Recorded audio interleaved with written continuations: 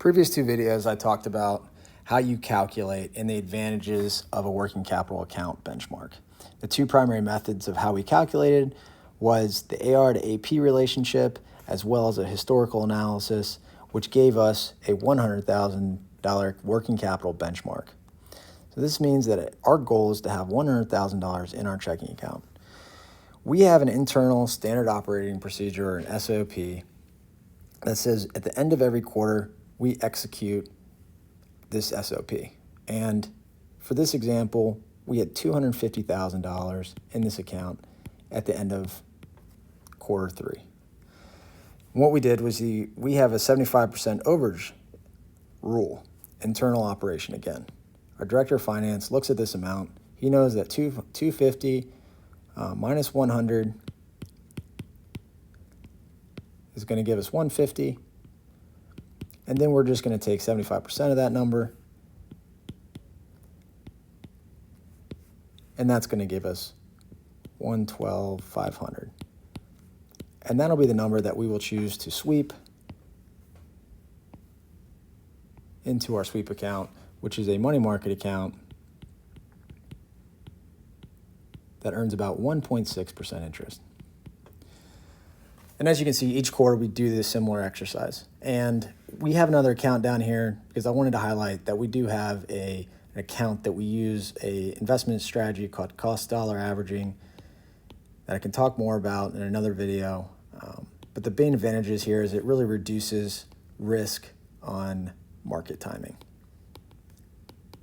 So every month we make small investments into public equities or into bonds, and it allows us to earn a greater yield on that money, but also it allows us not to necessarily be in a difficult spot if the market were to take a significant lump, for example, during COVID.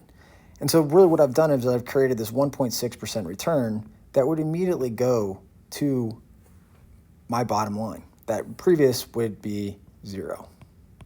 There's no additional work, there's no additional money. There may be a small transfer fee, but traditionally speaking, you can set up an ACH validated account to avoid any of those fees between these two accounts. Allows you to transfer more freely between them, and it also gives you in a great position to take advantage of this 1.6% with no real downside risk here. And as you can see, every quarter you can do this.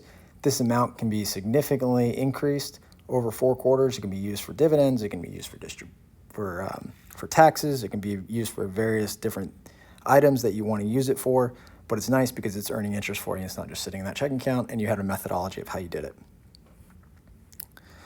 So as everything that we do in business, there's always a continual refinement process. And most importantly for us is that it's really important to think about that refinement in the sense that you want this number to be as low as possible.